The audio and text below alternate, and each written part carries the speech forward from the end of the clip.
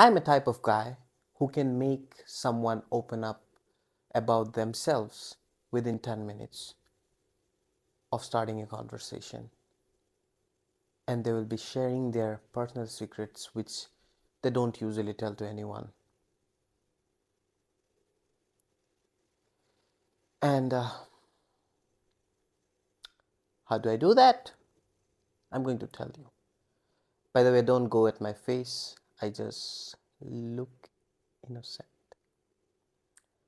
But here's the thing, it comes really natural from me.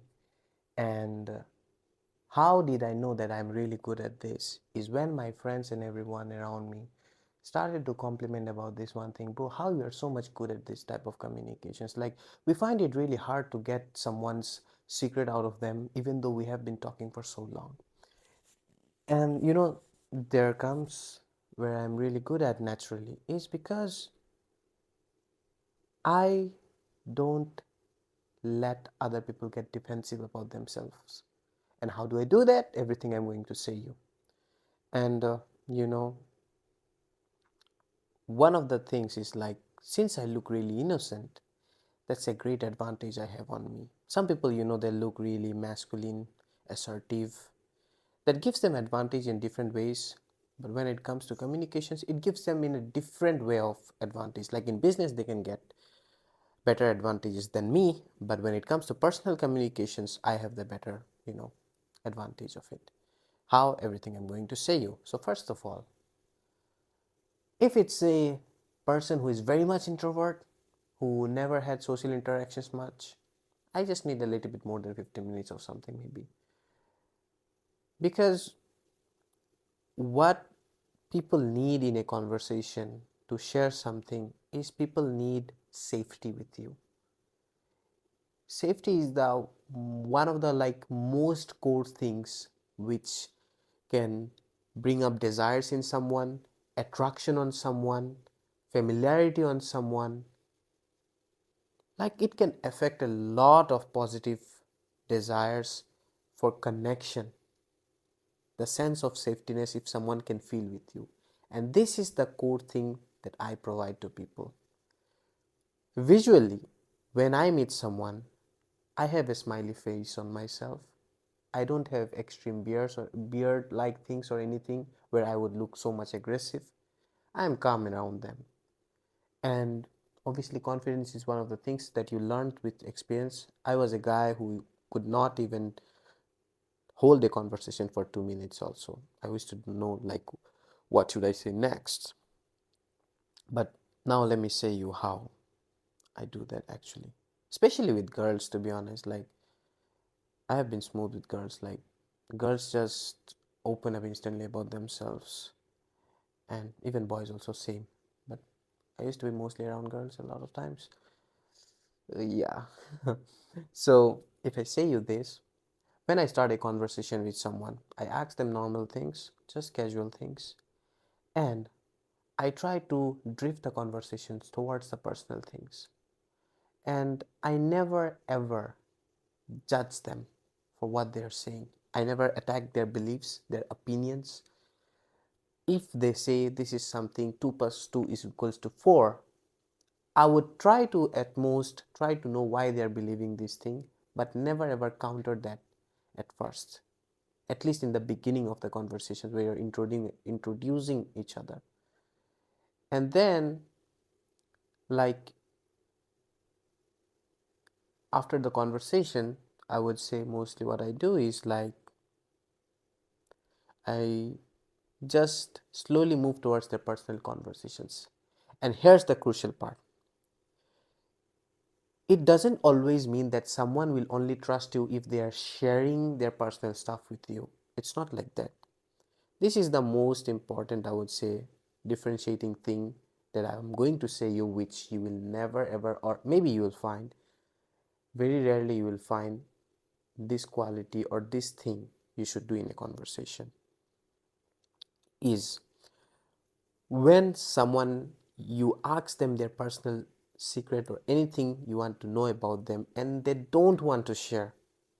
And at that time, what you do is the most important thing. If you just hold back and just say them, it's okay, fine. If you are not comfortable with it, I'm okay with that.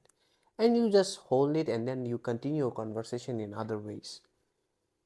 Then the person really feels trusted. Like they can really not share something with you, and they can have other conversations with you. That means you are giving them the space for their those personal things to exist without being attacked. Now they start to feel emotionally safe with you, and then they start to slowly have more trust with you. Now this is the smart thing I do here.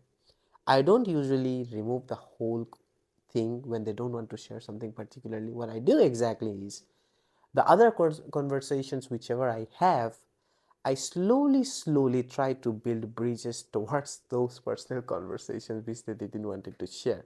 And after a long conversation, and after that, they start to eventually end up sharing that, and they are surprised after that. Oh my God, I literally said you my top secret with you. And it's not like every time it's going to happen. Sometimes they really don't want to share. That means no matter how much you try to connect bridges and all, it will not work. They will share with you when they're enough feeling safe with you. But this is the crucial part. Even if they don't share something with you, you don't push them towards that. And then after that, you keep going conversations. And if sometimes someone doesn't open up, what you can do is like you do more of the talking. You can share your own thoughts, your ideas, or your life things and all, but not too much. And if one person feels that the other person is also enjoying with you, you are being authentic with them, you are being confident, you are not awkward around them, they also don't feel that. They feel comfortable with you. And some people actually usually take time to open up. And this is how I do it. I don't want to give you advices or anything how you should follow it, but I want you to understand that how I naturally execute things there. The most important thing is to make people feel safe enough that that's it. Don't judge them and all these things. But before I go, one thing I would say in the end, no matter how good you are at conversations or anything, there will be people you'll find who will still not be sharing things with you, who will not be opening up, who will not be talking to you, even sometimes just ignore you. And that's okay, because this is nothing personal related to you actually. It's their personal stuff. Someone might have trauma, someone might have a really hell lot of stressful day. That's their personal thing, nothing personal about you, so you don't have to worry about that. So just move on from that. We need to just move on, and nothing else we have to do. That's the thing, no matter how perfect you are, how great you are at communication, you will still fail at connecting with people. But most of the times you will pass. You are going to enjoy that. And it needs practice, I would say. And also self-awareness. It takes that. You can understand things about patterns. And this is, I'm really good at understanding patterns of people, and they're small.